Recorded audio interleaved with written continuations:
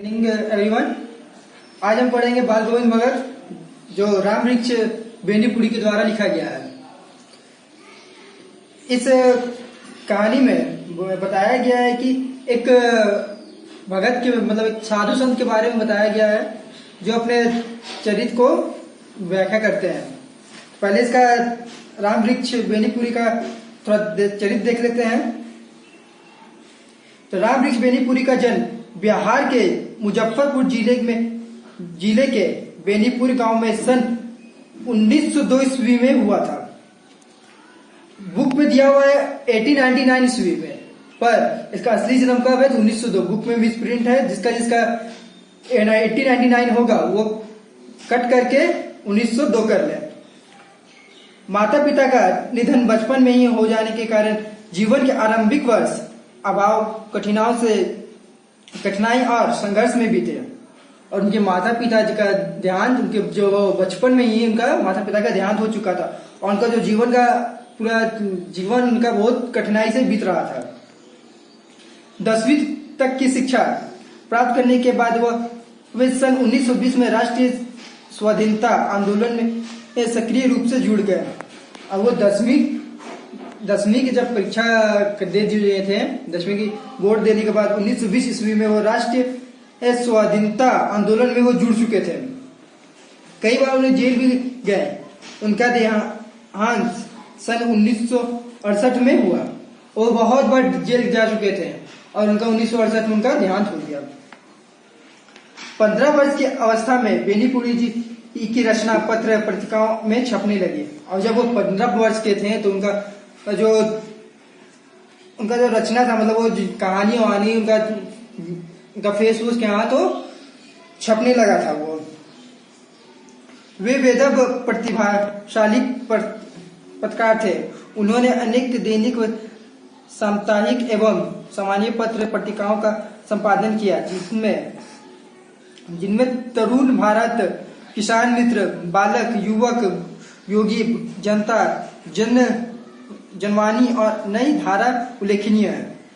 अब वो ये सब भाषा में ये सब के स्टोरी में वो लिखा करते थे। किस कौन सा तो दैनिक साप्ताहिक एवं मासिक पत्र पत्रिकाओं का संपादन किया, जिनके तरुण भारत, किसान मित्र, बालक, युवक, योगी, जनता, जनवाणी और जैसे के लोगों के बारे में उल्लेख वो क्या करते थे, वही सब के बारे में वो लिखा करते थे। गद्य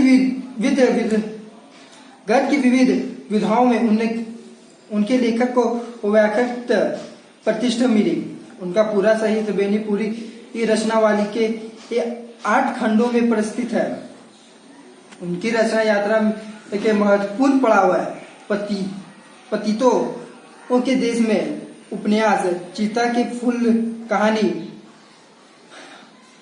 अम्बपाली नाटक, माटी की मूर्ति, रेखाचित्र, पैरों में पंख बांधकर, यात्रा वृक्षात, जंजीर और दीवारें, संस्मरण आदि उनकी रचना में स्वाधीनता की चेतना, मनुष्य की चिंता और इत्यादि की युग अनुसार व्याख्या। और उनका क्या है तो उनका वो जो स्टोरी लिखते थे उनका कुछ ना कुछ था।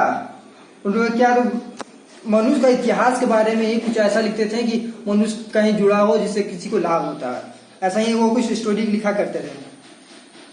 विशिष्ट शैलीकार होने के कारण उन्हें कलम का जादूगर कहा जाता था।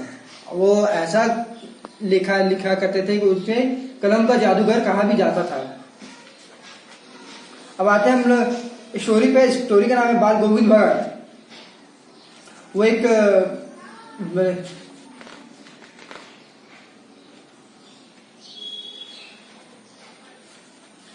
बाल गोविंद भगत पढ़ते हैं। राम वृक्ष बेनीपुरी जो लिखे हैं उन्हीं के द्वारा लिखा हुआ बाल गोविंद भगत है। उसको हम आगे पढ़ते हैं।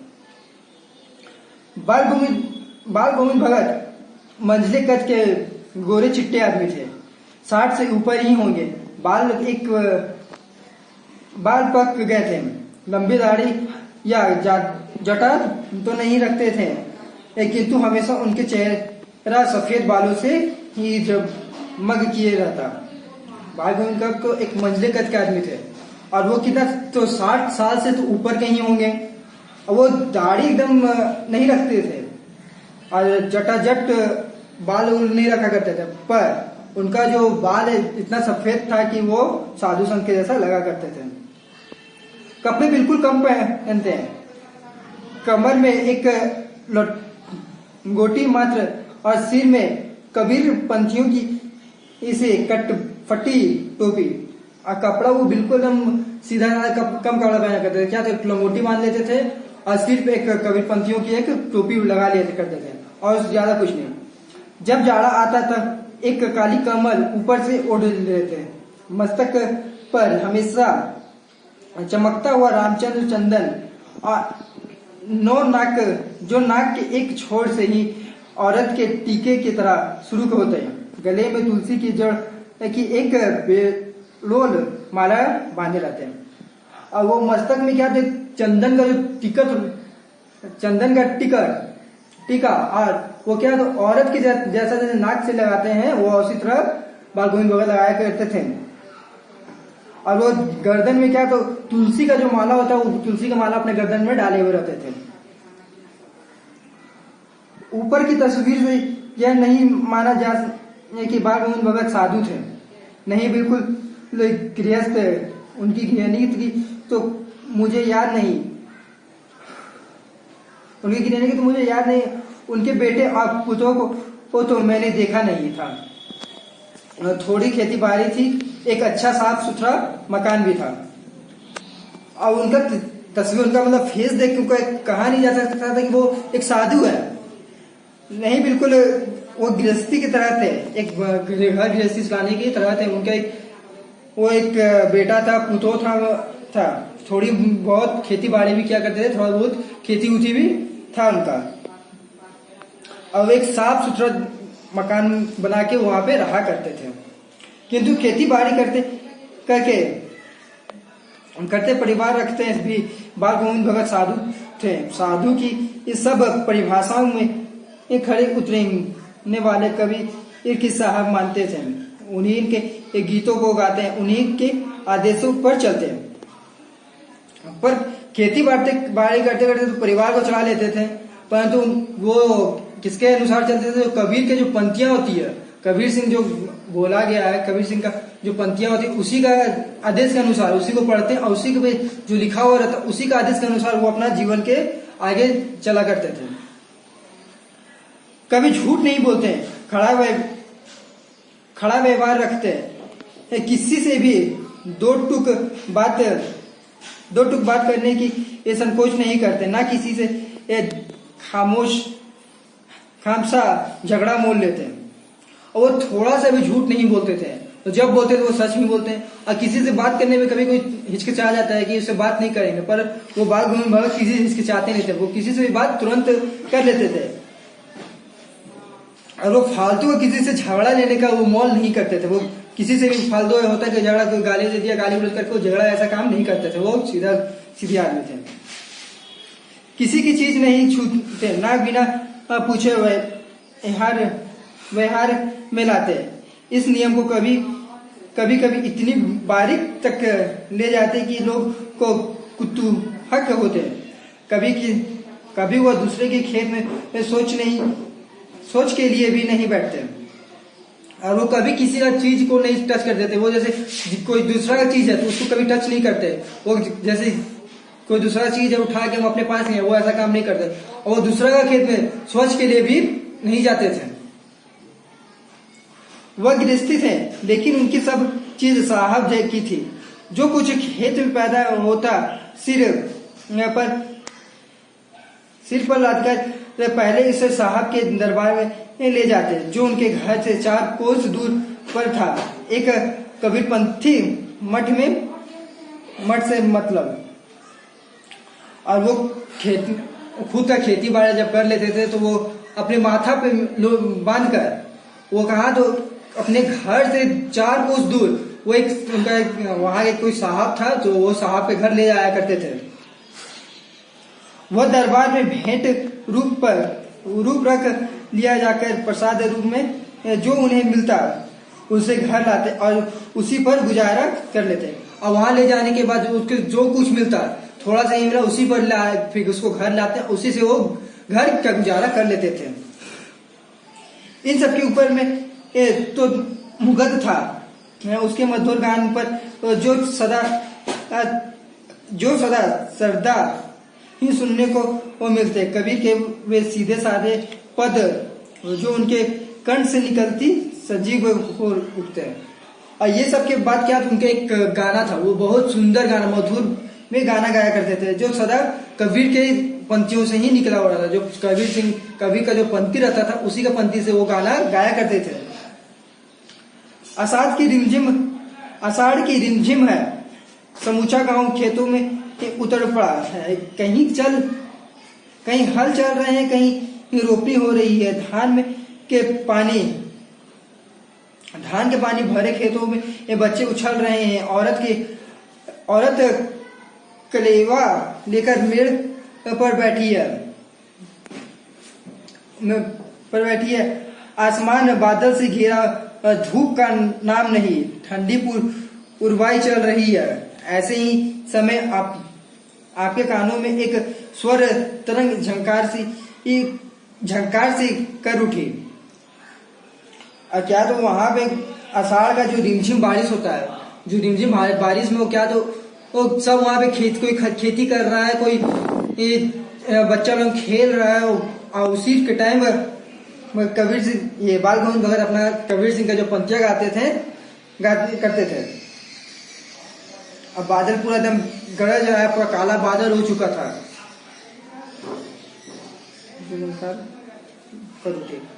यह क्या है, यह कौन है, यह पूछना ना पड़ेगा। बाल गोविंद भगत समूची शरीर कीचड़ में लिथड़े अपने खेत में रोपनी कर रहे हैं। और उस समय बाल गोविंद भगत गाना गाते गाते अपना कीचड़ से लिपटे हुए अपने खेत में वो अपना रोपनी कर रहे हैं। उनकी उंगली एक धान को पौधे एक पंक्ति बंद खेत में बिठा रही है। उनका कंठ एक शब्द को संगीत के जीने का चढ़ाकर कुछ को उतार स्वर की ओर भेज रहा है, और कुछ को इस पृथ्वी की मिट्टी पर खड़े लोग के कानों की ओर। बच्चे खेलते हुए झूम उठते हैं। मेड़ पर खड़ी औरत ओठों कांप उठते हैं। वे गुनगुनाने लगती है। हलवाओं के पैर ताल से उठने लगते हैं। रोपनी नहीं करने वालों उंगलियां एक अजीब क्रम में चलने लगती है। अब वो जब गाना गाते समय अपने खेती करते थे तो क्या होता था कि बच्चा लोग अपना खेल रहा था, तो बच्चा लोग खेलने में मगन हो जाता था। जो औरतें लोग खेती कर रहे थे, रोपनी कर रहे थे, उसका उंगलियां गाना सुन के एक अलग क्रम में चलता था। गाना के मधुर गान में वो औरत लोग इतना मधुर हो जाती थी कि खेती रोपने टाइम उसका सिर्फ गाना भी मन रहता था और पूरा आसानी से वो खेती कर लेती थी। और सबका ओठ कांप उठता था उस गाना सुन के। भादों की वो अंधेरी धरती अभी थोड़ी ही देर पहले ये मूसलाधार वर्ष खत्म हुए हैं। बादलों की गरज, बिजली की तड़प में अपने कुछ नहीं सुना हो, किंतु अब झिल्ली की झंकार या ध्रुद्रों की ट्रैक्टर गोविंद भगत के संगीतों को अपने एक कोलाहल में डुबो नहीं सकती। अब जब वो वहां का बारिश खत्म हो गया तो मेढक का जो ट्रैक्टर होता है वो सबका आवाज सुनकर भी बाल गोविंद भगत अपना गाना को बंद नहीं किया। और सबका आवाज सुनकर भी बाल गोविंद भगत इतना सुंदर सुर में वो गाना गाते थे कि उसका आवाज को कोई फर्क नहीं पड़ा था। उनकी खंजरी डिमक बज रही है और वे गा रहे हैं। खंजरी बोले तो एक इतना छोटा सा जो नहीं आता खंजरी टाइप का बजाया जाता है, उसको बोला जाता है। वो खंजरी उसको बजा रहे हैं और वो गाना गा रहे हैं। गोदी में छिपाया चमक उठे सखिया चिहुक उठे ना। हाँ पिया तो गोद में ही है, किंतु वह समझती है वो अकेले है, चमक उठती है, चिकुल उठती है। वो ये गाना गाया करते थे कि ये गोद में पिया चमक उठे सखियां चिहुक उठे ना। हाँ पिया वो गोद में ही है, किंतु वो समझती है वह अकेले ही चमक उठती है, चिहुक उठती है। उसे भारी बादलों वाले ये बादों की आंधी रात में उतरा यह गाना अंधेरे में अक्सर कोंध उठने वाली बिजली की तरह किसी न चौंका देता। अरे अब सारा संसार निस्तब्धता से सोया है, बाल गोविंद भगत का संगीत जगा रहा है, तेरी गठरी में लगा चोर मुसाफिर जगा रहा है। अब वो क्या होता है कि बाल गोविंद भगत जी जब गाना गाते, सुबह सुबह टाइम में जब गाना गाते थे, सब सोया हुआ है, सब पर बाल गोविंद जी का भगत जी का जो गाना था इतना मधुर था कि सबको उठा रहा है, सबको को उठा रहा था। कार्तिक आया नहीं कि बाल गोविंद भगत की प्रारंभिक प्रभातियां शुरू हुई, जो फागुन तक चला करती। इन दिन वह सवेरे ही उठते, ना जाने किस वक्त जगरक वह नदी स्नान को जाते, गांव में से 2 मील दूर। वो फागुन कार्तिक आया नहीं कि वो क्या करते थे कि सुबह ही एकदम उठ जाते थे और वो 2 मील दूर, अपने घर से 2 मील दूर स्नान के लिए वो नदी चल जाते थे। वहां से नहा धोआ कर लौटते और गांव के बाहर ही पोखड़े के ऊंचे भीड़ पर अपनी खिचड़ी लेकर जा बैठते और अपने गान में तैरने लगते। और वो क्या करते कि वहां से जब आते थे, नहा धोआ के जब आते थे, तो क्या करते थे, वो अपने गांव के पोखड़े पे बैठ जाते, मतलब एक गांव का एक चबूतरा था, उस पर बैठ जाते, अपना खिचड़ी लेके अपना गाना चालू कर देते थे। मैं शुरू से ही देर तक सोने वाला हूँ, किंतु एक दिन मध्य की उस दाद किटाने वाली भेड़ में भी उनका संगीत मुझे पोखड़े पर ले गया। और क्या यहाँ लेखक जी बोल रहे हैं कि मैं शुरू से ही बहुत देर तक सोया करता था, परंतु उनका जो ये गाना सुनकर मैं भी उठ गया सुबह ही, और वो लेखक को भी वो चबूतरा तक ले आया था। दीपक बुझे नहीं। हाँ पूरब अभी आसमान में तारों की दीपक बुझी नहीं। हाँ पूरब में लोधी लग गए थे, जिसके लालिमा को शुक्र तारा और बढ़ा रहा था। और उस टाइम क्या, तो सूरज उगने टाइम जो लाल किरण होता है वो खाली आया था और तारा पूरा बुझा भी नहीं था, तभी वो उनका गाना चालू हो गया था और वो उठ के चल गए थे। खेत बगीचा घर सब पर कुहासा छा रहा था, सारा वातावरण अजीब रहस्य में आवृत मालूम पड़ा था। अब क्या तो खेत बगीचा घर सब जगह कुहासा ही था, सब जगह अजीब तरह का मौसम था, पर उनका गाना सुन के सब कोई उठ गया था। उस रहस्यमय वातावरण में एक कुशल की चटाई पर पूरा मुंह काली कमली ओढ़े बाल गोविंद भगत अपनी खिचड़ी लिए बैठे थे। और उस मौसम में क्या, तो एक काला कम्बल ओढ़े हुए पूरब की तरह मुंह करके वो बैठे, वो अपना गाना गा रहे थे। उनके मुंह से शब्द का तांता लगा था, उनकी उंगलियां खिचड़ी पर लगातार चल रही थी। गाते गाते इतने मस्त हो जाते, इतनी सुरूस हो जाते, उत्तेजित हो जाते, हो उठते कि मालूम होता अब खड़े हो जाएंगे। कमली तो बार बार सिर से नीचे सर जाती। मैं जाड़े में कपड़ा कांपता रहता, मैं जाड़े में कांपता रहता, किंतु सारे की छाए में भी उनके मस्तक में इस संविद जब तक चमक पड़ उठती। वो कबीर जी क्या बोल रहे हैं कि मैं जाड़े में तो कांप उठता था, परंतु उनका जो मधुर गान थे वो सुबह सुबह उठ के नहा के वो इस तरह गाना गा लिया करते थे, उन्हें ठंडा भी नहीं लगता था। गर्मियां में उनकी संध्या कितनी उमस भरी शाम को न शीतल करती। अपने घर के आंगन को आसन जमा बैठते। गांव के उनके कुछ प्रेमी कुछ भी जुट जाते। खंजड़ियां और करतालों की भरमार हो जाती। और क्या बोल रहा है, गर्मियों में के मौसम में, जबकि गर्मियों के शाम के मौसम में वो उनका घर का आंगन जो था वहीं को वो चटाई लगा के बैठ जाते। और उनका कुछ प्रेमी था जो उनसे गांव का जो उनके से गाना सुनने का जो प्रेमी था वो भी आके वहां पे बैठ जाते हैं। एक पर बाल गोविंद भगत कह जाते हैं, उसकी प्रेमी मंडेली उसे दृढ़ रात्रि इत्र हराते। धीरे धीरे स्वर ऊंचा होने लगता, एक निश्चित ताल, एक निश्चित गति में से। और उनका जो गाना का जो स्वर था वो धीरे धीरे ऊंचा होते जा रहा था और एक निश्चित गति में वो मधुर होते जा रहा था। उस स्तर के चढ़ाव के साथ रोताओं के मन भी ऊपर उठते लगते हैं। धीरे धीरे मन तन पर हावी हो जाते हैं।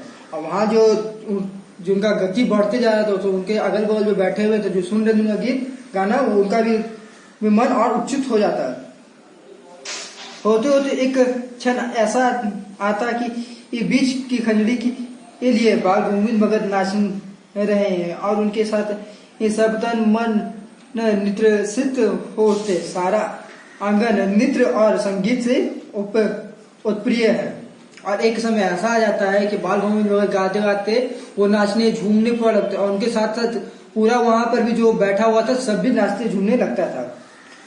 बाल गोविंद भगत एक संगीत साधना का चरम उत्कर्ष उस दिन देखा गया जिस दिन उनका बेटा मरा। और बाल गोविंद भगत का साधना उस दिन देखा गया था कि जिस दिन उनका बेटा मर गया था। एक लौता बेटा था, उनका एक लौता बेटा था। कुछ सुरस और बोधा था, किंतु इसी कारण बाल गोविंद भगत उसे और भी मानते उतरे। उनकी समझ में ऐसा आदमियों पर भी ज्यादा नजर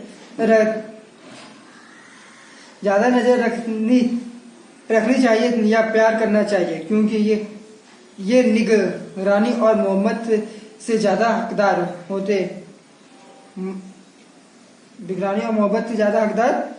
है। और क्या बोल रहे हैं कि वो जब उनका बेटा मर गया तो वो क्या बोल रहे हैं कि मेरा बेटा मर गया है तो उसे और खुशी मनाना चाहिए। ये प्यार मोहब्बत सबसे ज्यादा खुशी की बात ये है। जब उनका बेटा मर गया, उनका बेटा मरने का उनको थोड़ा सा भी अफसोस नहीं हो रहा था। बड़े साल आज से उसकी शादी करवाई थी। वो तो बड़ी ही सुगब और सुशील मिली थी और बहुत खुशी से उनकी शादी करवाया था। उनका पुत्र और उनका जो बहू थी, उनका जो बेटा का वाइफ थी वो बहुत अच्छी मिली थी। घर की पूरी बदिका बनकर भगत को बहुत कुछ दुनियादारी से निर्वृत्त कर दिया था। उसका बेटा बीमार है इसलिए खबर रखने की लोगों को कहा फुर्सत। और उनका बेटा बीमार था पर उनको जो लोग को गीत संगीत अपना सुनाने में उनसे उसका यहाँ फुर्सत मिलता था जो कि वो अपना बेटा के पास जाके देखे कि वो बेटा बीमार है। किंतु मौत तो अपनी सबका ध्यान खींच कर ही रखती। अब यहाँ बोल रहे हैं कवि जी कि ये जो ये बाल गोविंद भगत बोल रहे हैं कि मौत तो होता है कि अपना सबका ध्यान अपनी तरफ खींच के ही रखता है। हमने सुना बाल गोविंद भगत का बेटा मर गया।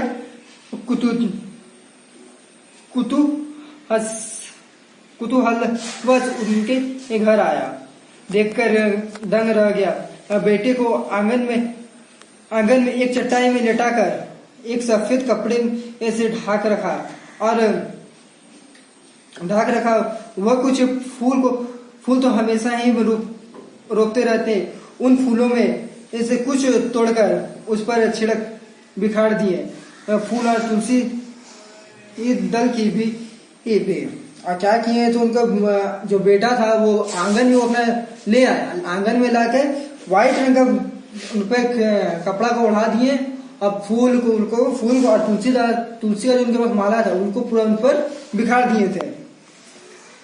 सिरहाने एक चिराग जला रखा था और सिरहाने पे एक चिराग जला के रखा हुआ था।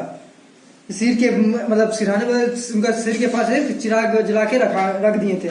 और उसके सामने जमीन पर हरी आसमान जमाए ये गीत गाए चले जा रहे हैं। वही पुराना स्वर, वही पुरानी तलीनता। और उनके वहां पे बैठ के क्या कर रहे थे, वही पुराना गीत, वही पुराना स्वर में गाना गा रहे हैं। घर में पुतो रो रही है जिसे गांव की स्त्रियां चुप कराने की कोशिश कर रही हैं।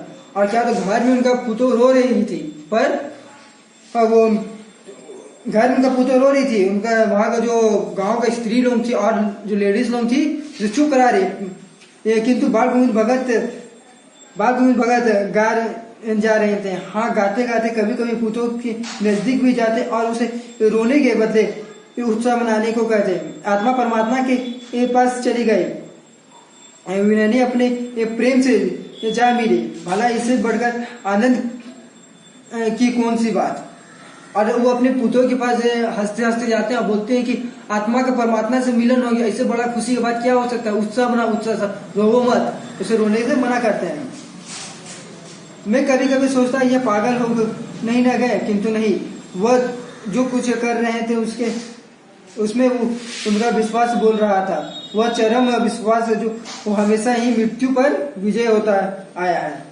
वो यहाँ कवि मतलब लेखक जी बोल रहे हैं कि वो सोच रहे हैं कि वो पागल तो नहीं ना हो गए, पर वो पागल नहीं हुए थे। वो अपने विश्वास के साथ बोल रहे थे कि वो खुशी मनाने का दिन है। वो खुशी मनाने का दिन है, आत्मा को परमात्मा से मिलन हो गया, इसलिए वो खुशी मना रहे थे। बेटे की क्रियाक्रम में तुल नहीं किया, पुतों से ही आग दिलाई उसकी। किंतु जो इस श्रद्धा की विधि पूरी हो गई, पुतों के भाई को बुलवाया, उसके साथ कर दिया यह आदेश देते हुए कि इसकी दूसरी शादी कर देना। और बेटा का जो क्रियाक्रम होता है, जो पूरा जब क्रियाक्रम हो जाने के बाद पुतों का उनके भाई को बुलाया गया। भाई को बुलाने के बाद वो बोलता है कि अपने बहन को ले जाओ और बहन की दूसरी शादी करवा देना। इधर पुतो रो कर गए थी, मैं चली जाऊंगी तो बुढ़ापे में कौन आपके लिए भोजन बनाएगा, बीमार पड़े तो कौन आपको एक चुल्लू पानी भी देगा। मैं पैर पड़ती हूँ, मुझे अपने इन चरणों से अलग नहीं कीजिए। और इतना बोलने के बाद उसकी पुतो बोलती है कि आप हमको अपने चरणों से दूर मत कीजिए, आप यहीं पे हमें रहने दीजिए। आप हमें भेज देंगे तो आपको बीमार पड़े तो आपको दवा कौन देगा, आपको खाना कौन पका के देगा। इसलिए बोलती है कि आप हमें अपने से दूर मत कीजिए। लेकिन भगत का निर्णय अटल था, उनका जो बोल दिए वो एक अटल था। वो एक अपना बात से वो मुंह नहीं मोड़ सकते थे। तू जा, नहीं तो मैं ही इस घर से छोड़कर चल दूंगा। यह थी उनकी आखिरी दलील। और इस दलील के आगे बेचारी क्या करती। अब वो भगत जी बोले कि तुम जाओ, नहीं तो हम चले जाएंगे। इस बात को सुन के उनके पुतो क्या करती, वो बेचारी वहां से चल पड़े। बाल गोविंद भगत की मौत उन्हीं के अनुरूप हुई। वह हर वर्ष गंगा स्नान करने जाते। स्नान पर उनकी अवस्था नहीं रखते, जितना संग समागत और लोक दर्शन पर पैदल ही जाते। अब बाल गोविंद भगत का मौत उनका अनुसार ही हुआ। वो अपने अनुसार उनका मौत हुआ। वह हर वर्ष गंगा स्नान के लिए वो जाया करते थे। अब वो पैदल ही वो गंगा स्नान के लिए जाते थे। करीब 30 कोस पर गंगा थी। इस साधु के संबल में लेने का क्या हक, और गृहस्थी किसी से भिक्षा क्यों मांगे। अतः घर में खाकर चलते तो फिर घर पर ही लौटकर खाते। अब वो क्या करते कि वो अपना घर से निकलते, इतना खाना वाना खा के जो निकलते थे, फिर वो अपना घर ही आगे लौटते थे। उन्हें लगता था कि हम किसी और से खाना क्यों मांग के खाएं, इसलिए वो खाना किसी से मांग कर नहीं खाते करते थे। रास्ते पर खंजड़ी बजाते गाते ये जहाँ प्यास लगती पानी पी रहे थे, और रास्ते पर खंजड़ी बजाते और वो गाना गाते रहते थे, और यहाँ पानी प्यास लगता था वहाँ खाली पानी पी लिया करते थे। 4-5 दिन फिर आने जाने में लगते, और 4 से 5 दिन लग जाता था उनको आने जाने में। किंतु इस लंबे उपन्यास में भी ये वही मस्ती। अब बुढ़ापा आ गया था, किंतु टेक नहीं कि जवानी वाले। उनका बुढ़ापा आ गया था, पर उनका जो रहन सहन था वो जवानी वाली ही था। इस बार लौटे तो तबीयत कुछ सुस्त थी, और इस बार जब वो लौटे तो उनका तबीयत जो था थोड़ा बिगड़ गया था। और खाने पीने का बाद भी तबीयत नहीं सुधरी, थोड़ा बुढ़ापा आने लगा, किंतु नेम व्रत तो छोड़ने वाले नहीं थे। वही दोनों जून गीत, स्नान ध्यान, खेती बाड़ी देखना। और वो उनका तबीयत इतना खराब था, पर उनका जो गाना गाना सब करना, वो अपना क्रियाक्रम वो नहीं छोड़ते थे। जो काम किया करते थे पहले भी, वो तबीयत खराब होने के बाद भी वही उतना ही काम किया करते थे। दिन छिजने लगे, दिन पर दिन वो और तबीयत उनका खराब होने लगा। लोगों ने नहाने से मना किया, आराम करने को कहा, किंतु हंसकर टाल देते उसे।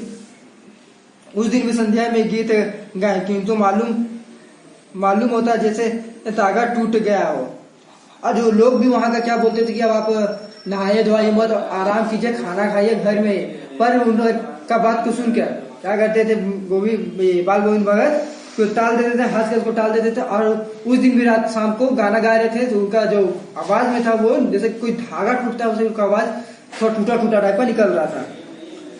माला के एक एक दाना बिखरा हुआ, वो जो तुलसीदास का जो माला था वो बिखर गया था। अब भोर में लोगों ने गीत नहीं सुना, जाकर देखा तो बाल गोविंद भगत नहीं रहे, सिर्फ उनका पंजर पड़ा है। अब वो सुबह हुआ, उस दिन का जब सुबह हुआ तो देखा, वहां का गांव वालों देखा कि अब बाल गोविंद भगत नहीं रहे, वो वहां पे मृत्यु हो गया था उनका सिर्फ खंजड़ी और उनका जो शरीर पड़ा हुआ है और कुछ नहीं है। यही पे ये कहानी समाप्त होता है। और इसमें कुछ क्वेश्चन आंसर है, जिसको बनाना है खुद से बनाने का कोशिश कीजिएगा। जो नहीं बना वो सर से पूछिएगा, और आशा करते हैं सब टोटल क्वेश्चन आंसर का बन जाएगा, क्योंकि टोटल क्वेश्चन आंसर इतना आसान हार्ड नहीं है। और एक बार फिर से इसको पूरा शुरू से अंत तक पढ़िएगा, 2 बार भी पढ़िएगा, 2 बार 3 बार 4 बार, जितना बार मन से उतना पढ़िएगा, पर 2 बार से ज्यादा पढ़ना है। 2 बार ज्यादा पढ़ने के बाद इसको खुद टोटल क्वेश्चन आंसर का जवाब मिल जाएगा, अपने आपको अपना मन में ही आंसर मिलेगा। Thank you.